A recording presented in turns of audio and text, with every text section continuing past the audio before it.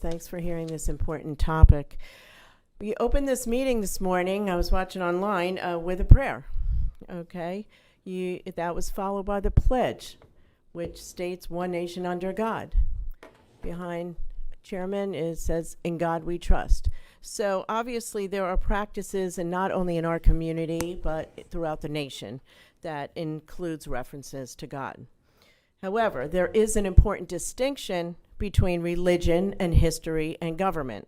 Everyone keeps trying to say, oh, it's all about religion. No, it's not all about religion. The Ten Commandments, part of our history, along with our other nations' foundational documents, such as the other documents that we talked about, Declaration of Independence, Constitution, Bill of Rights, etc. And I'd like to remind you what the motion says, which you know, that it is depicting the foundations of American law and government in appropriate publicly accessible locations, but as a part of a larger exhibit. It's not just posting the Ten Commandments, okay? So it's not about religion. It's absolutely part of the government history.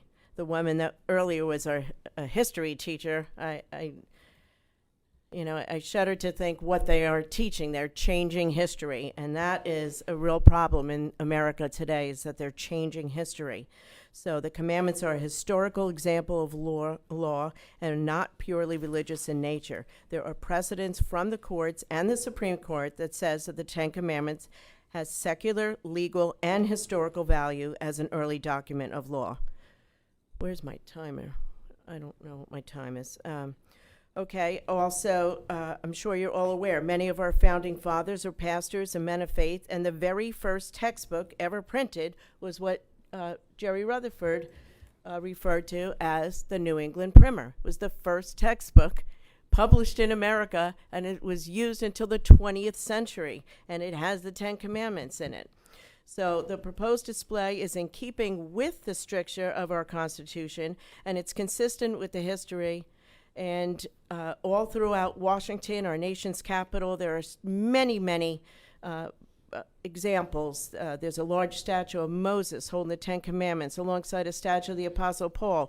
It's overlooked the rotunda of the Library of Congress, the Jefferson Building, since 1897. Its great reading room has a sculpture of a woman besides the Ten Commandments with a quote above her head from the Old Testament. The national... I didn't write down this exact building, but it has a medallion with 2 tablets depicting the Ten Commandments. In the Department of Justice, a statue entitled The Spirit of Law has 2 tablets representing the Ten Commandments lying at its feet. In front of the Ronald Reagan Building is another sculpture, a 24-foot sculpture depicting, among other things, the Ten Commandments outside the federal courthouse that housed the Court of Appeal. So it will be an honor for Collier County government buildings to join these other government buildings of distinction in displaying documents that reflect the underpinnings of our nation's laws and Judeo-Christian heritage. Thank you. Your next speaker